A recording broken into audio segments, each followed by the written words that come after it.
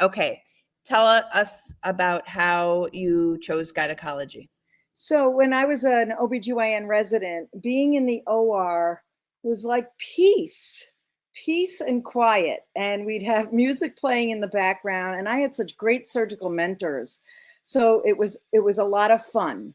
And I didn't have to go to the ED, and I was able to focus on surgery. And it was just a lot of fun. And I used to do a lot of arts and crafts, so I did a lot of sewing. My grandmother was a seamstress. So being in the OR was like sewing. And I could hear my grandmother's voice in the background saying, make sure the seam is straight. And I'd say, okay, when I close the vaginal wall, I'd have to make sure I was closing it straight. So it was just much more fun. I love that. That's a simple. It was just fun, right? So, and who Fun. doesn't want to have fun feel like they're having fun as part of their profession? Um, you mentioned having some mentors. Who were your mentors and sponsors? So my mentors and sponsors were Deb Myers, who was probably many people's mentors and sponsors. I was her second fellow, and then Steve Metz, who loved SGS, and he was not a big researcher or presenter of data, but he loved being part of SGS. So he was a mentor and a sponsor for me. And then Bob Shull, who I used to just love talking with. And I think he got a kick out of my excitement in this field. I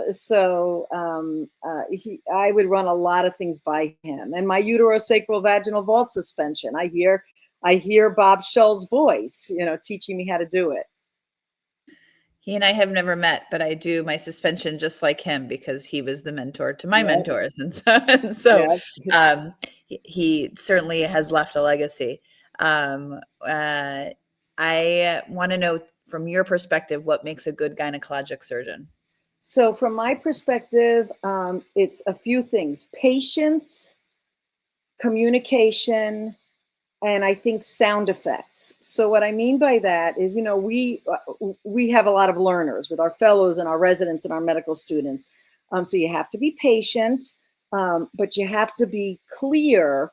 And I do a lot of sound effects in the OR, and my fellows still tease me about this. So for example, when we're doing uterosacral vault suspensions and I kind of like put traction on the uterosacral ligament, I'll say, okay, feel it. You'll feel the bing.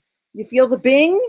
And they'll go, yeah, I feel the bing. And I'm like, well, that's where you want to be. That's the uterosacral. And just having a great team in the OR. Everybody has to be calm and prepared. But I try and be like kind of a yoga instructor who, they're very detailed with, okay, place your right hand at 1 o'clock and then turn your wrist towards 9 o'clock. So, teaching that way helps me be clear. But patience is huge in the OR. Couldn't agree more. This year's meeting in March is the theme of it is surgeons as change agents. What does that mean to you? What changes have you seen in your career, and what do you see coming down the pipeline? Yeah, so that's a great question. I'm like second generation Urogynes. I trained in the 90s, and the changes that I've seen have been fabulous, because initially SGS was a boys' club. I mean, because there were more men doing this work at that time, and to see it grow and with more women involved and more diverse people in general has been great. So that's been in my career. I've witnessed that change, and then going forward, I think that the old way of thinking, where a lot of physicians, a lot of surgeons were partnered with industry, which is a good thing, but it got to be to the point where, well, I've done 1,000 of these X procedures, and then people saying, oh, well, I've got to catch up. I've got to do that many as well.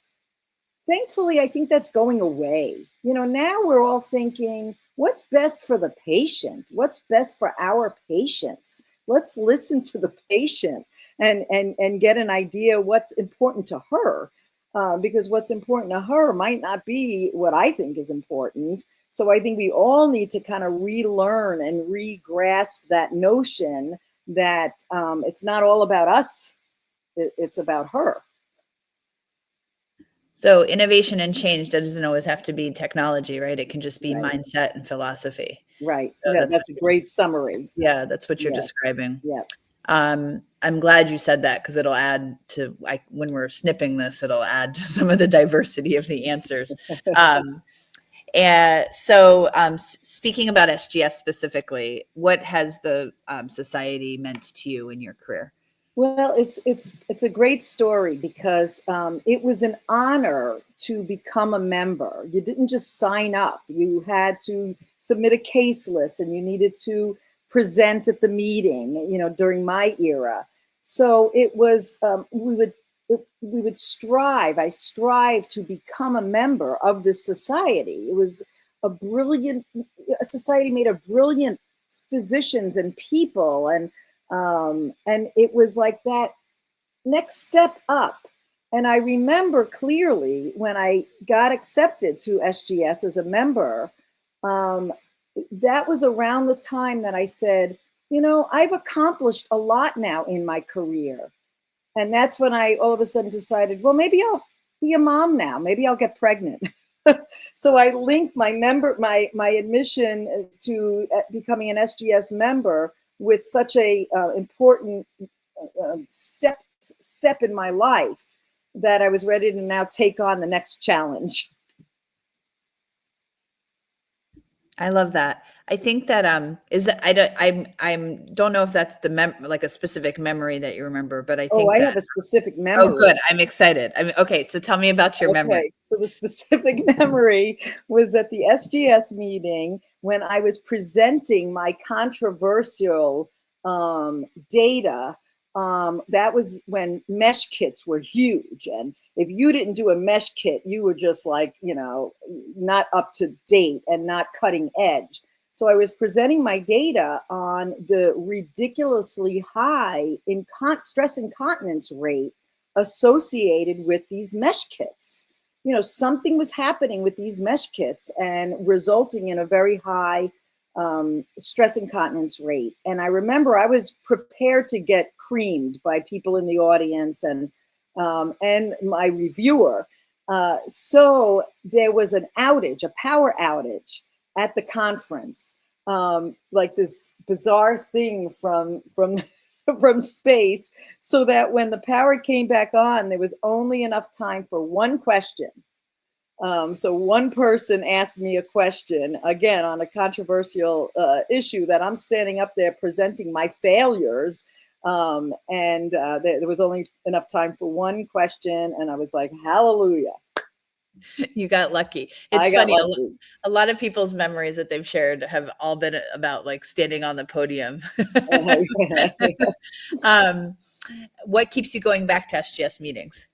Oh, it's such a great meeting because it's not this overwhelmingly busy meeting where you don't even get to talk to anybody. It's a smaller scale, and I get to see my colleagues and catch up with them. And the science is really quality science. And I remember when I first went to the SGS meetings as a fellow, it was always focused on education. How do we educate our residents, our fellows, and things like that? And it still has that focus, which is a lot of fun. But it grounds me, and I learn new things when I'm there. But I also am reassured that what I'm doing is appropriate, is cutting edge, is scientifically based. So it's a reassurance as to what my current practice entails. All right, last question. Your favorite surgical instrument and why? So Breisky Navratil retractors. Because I still enjoy doing a lot of vaginal surgery, and the Breiskys help expose the uterosacral ligaments and gives us good visualization. and the sacrospinous ligament. Most often we use the Capio device, which is my second favorite instrument. And most often we do it under a palpation. But I love getting those Breiskys out. They help me with the dissection to clear off that sacrospinous ligament. And this way I can show everybody, see, there it is. And whether my fellows do it under direct visualization or do it blindly, I get to show everybody. So those and Capio are my favorite instruments. You're in good company there too. Lots of people love our vaginal surgeons who got interviewed love the Breiskys and the Capio also, but that's not surprising or shocking.